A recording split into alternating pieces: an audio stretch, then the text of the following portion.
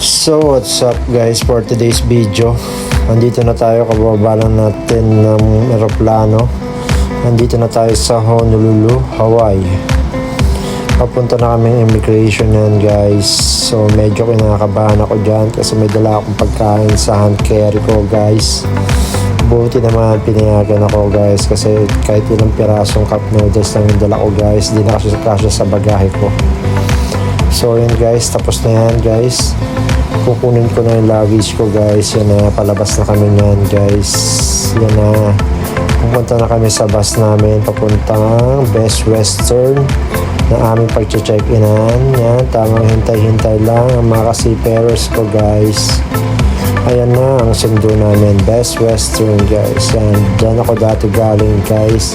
Unang kontrata ko, dyan kami rin nag-check-in guys. So yan, kumusta kayo dyan? Nandito na kami sa Best Western guys. Check-in na, tamang pahinga na lang tayo guys. Ayun yung loob ng namin guys, kwarto namin guys. So yan na si Patrick, ipapaalam sa inyo. Yo, what's up mga guys? Nandito na tayo sa Honolulu, Hawaii. Naka-check-in na rin tayo. So tamang pahinga lang muna tayo. Ayan, yung kasama ko dito sa kwarto, kumain ako din naman, nagugutom. Medyo masama kasi pakiramdam ko ngayon guys, pero laban lang para sa ating pangarap sa buhay. Shoutout sa anak ko, kataga mo ng loob mo anak, para sa ating pag-asa. I love you. So yun guys, dito na naman tayo sa buhay marina natin. So samahan nyo ako hanggang pang sign up.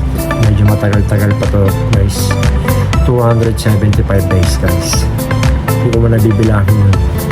So salamat guys, sana supportan nyo yung munting vlog ko. Thank you, hanggang dito na lang. So see you tomorrow. Ciao ciao for now, peace out.